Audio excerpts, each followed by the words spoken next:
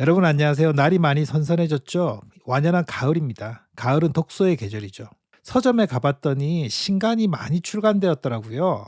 출판계에서도 이 가을 독자들의 눈길을 끌기 위해서 많은 책들을 출간하고 그 성적을 기다리고 있는 아주 아름답고 행복한 시기입니다. 이번 주에는 최근 자기계발 분야에서 중요하게 다뤄주고 있는 키워드 3개를 여러분들과 간단히 알아보려고 준비했습니다. 자기계발을 시작하신 지 오래되신 분들은 자신의 자기계발을 어떤 방향으로 어떻게 할지 계획을 세우셨겠지만, 이제 막 자기계발을 시작하신 분들은 무엇부터 시작해야 할지 막막하잖아요. 그래서 제가 준비한 3가지 키워드를 살펴보시고 이 키워드를 중심으로 자신의 자기계발을 시작해 보시는 건 어떨까 싶어서 준비한 컨텐츠입니다. 그럼 제가 선택한 3가지 키워드를 먼저 살펴보죠. 첫 번째는 4차 산업혁명, 두 번째는 디지털 전환, 그리고 세 번째는 메타 인지입니다.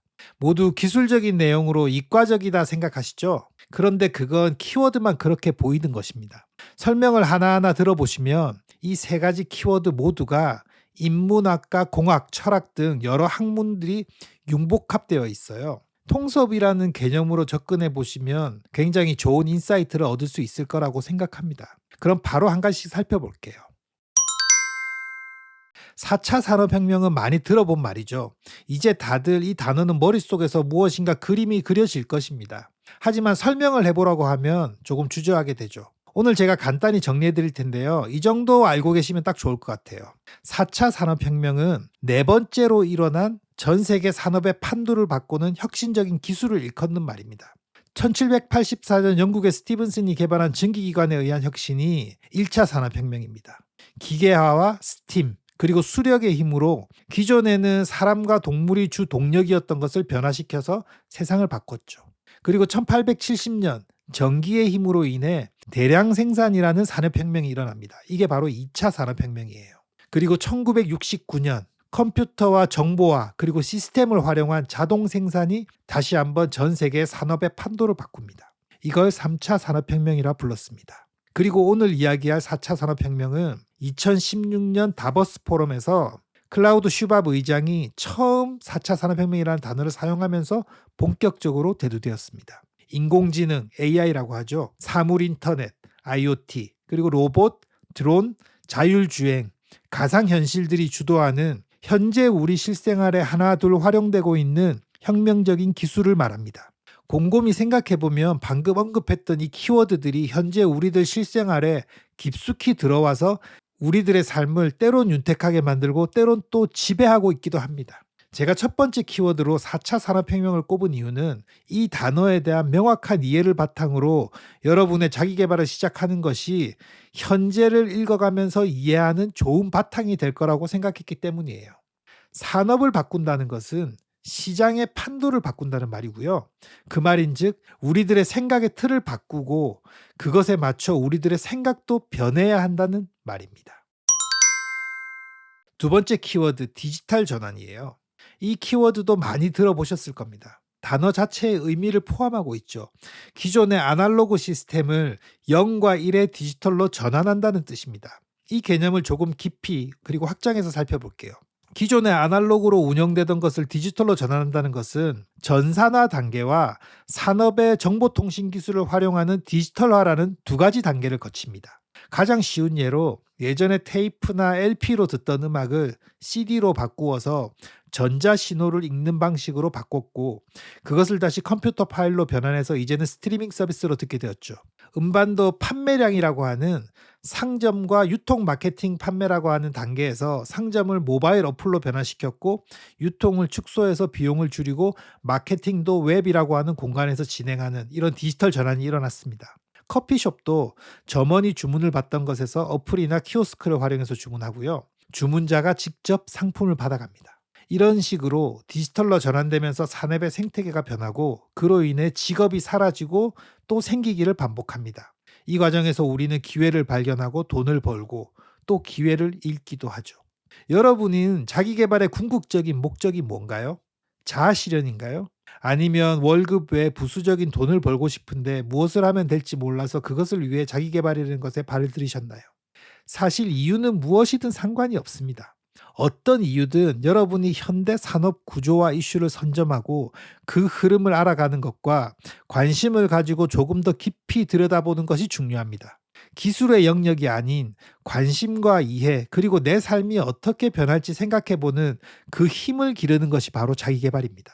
그래서 여러분은 현재 급속도로 변해왔고 또 변하고 있는 디지털 전환이라고 하는 키워드에 관심을 가지고 그것을 쫓아가셔야 합니다. 제가 이 키워드를 두 번째로 선택한 이유가 바로 이것 때문입니다. 세 번째는 메타인지예요. 최근 매스컴에서 가장 많이 듣게 되는 단어가 메타인지 아닐까요? 하지만 이 단어의 뜻을 명확히 아시는 분은 그리 많지 않을 거라고 생각합니다. 알 것도 같고 모를 것도 같고, 오늘 이 시간에 확실히 알고 설명하실 수 있도록 간단 명료하게 알려드릴게요. 메타인지는 이 문장이 의미하는 것과 똑같습니다. 자신이 알고 있는 것이 무엇인지, 또 모르는 것이 무엇인지를 아는 것, 다시 말해서 자신을 객관화할 수 있는 것, 또 다른 말로 바꾸면 나를 대상으로 인지할 수 있는 능력이 바로 메타인지입니다. 어렵나요? 그럼 쉬운 사례를 하나 들어보겠습니다. 메타인지를 설명할 때 가장 자주 인용되는 것이 바로 검색인데요. 컴퓨터의 검색과 인간의 뇌의 검색 능력의 차이, 그것이 바로 메타인지를 설명해주는 좋은 예가 됩니다. 여기 1억 개의 도시 이름 정보가 있습니다. 그리고 누군가 문제를 냅니다. 대한민국 수도는 뭘까요? 저는 바로 서울이라고 답하죠. 왜냐하면 알고 있기 때문이죠. 컴퓨터는 어떻게 답을 찾을까요? 1억 개의 도시 이름 중에서 대한민국 수도를 검색합니다. 검색이 빨리 될 수도 있고, 데이터베이스에 가장 마지막에 서울이 있으면 검색이 느리겠죠. 또 DB에 서울이 빠져 있으면 검색을 다 한 뒤에 결과 없음이라고 대답합니다. 인간과 컴퓨터의 차이점을 아시겠어요? 더 간단한 예로 세계에서 30번째로 큰 도시는 뭘까요? 라는 질문을 해볼게요. 저는 1초도 망설이지 않고 모릅니다라고 말할 수 있어요. 왜냐면요, 모르니까요. 그런데 컴퓨터는 자신의 DB에서 면적 기준으로 도시의 줄을 세운 뒤에 그 결과를 찾아냅니다. 그런데 자신의 DB에 29개의 도시만 있다면 어떻게 될까요? 29개 줄을 세운 뒤에 결과 없음이라고 말하겠죠. 지금까지의 설명으로 인간의 인지력과 컴퓨터의 인지력 차이를 아시겠나요? 인간은 직관적으로 자신의 모름을 압니다. 그리고 그걸 말할 수 있는 능력이 있어요. 하지만 인공지능, 다시 말해 컴퓨터는 이런 능력이 없어요. 자신을 객관적으로 바라볼 수 있는 능력이 없다는 말이죠. 자기계발에서 요즘 가장 핫한 화두가 메타인지인 이유는 바로 자신을 객관적으로 보는 능력을 키우라는 말로 치환할 수 있습니다. 자신을 객관적으로 본다는 것은 어떤 의미일까요? 맨 처음 말했던 문장에 답이 있습니다. 내가 모르는 것을 모른다고 말할 수 있는 것. 내가 아는 것을 타인에게 설명할 수 있는 것. 그것이 바로 메타인지입니다. 이제 이 단어 헷갈리지 말고 정확히 머릿속에 담아두시기 바랍니다. 네, 오늘은 자기계발을 시작하는 분들이 어디서부터 무엇부터 시작할지 잘 모를 때 이 키워드부터 시작해서 접근하면 좋을 것 같은 단어 세 가지를 말씀드렸어요. 4차 산업혁명, 디지털 전환, 그리고 메타인지입니다. 정확한 의미를 아는 것도 중요하지만 알물 넘어서 왜 지금 이 키워드가 대두되었는지, 현재 사회에 이 키워드가 어떤 영향을 미치고 있는지, 또 이 키워드가 세상을 어떻게 변화시킬지를 상상해 보시면서 하나씩 알아가시면 훨씬 여러분의 자기계발에 풍부한 소재를 제공해 줄 거라고 저는 확신합니다. 관련된 책을 찾아보시고요. 검색도 해보시고 논문도 한번 읽어보세요.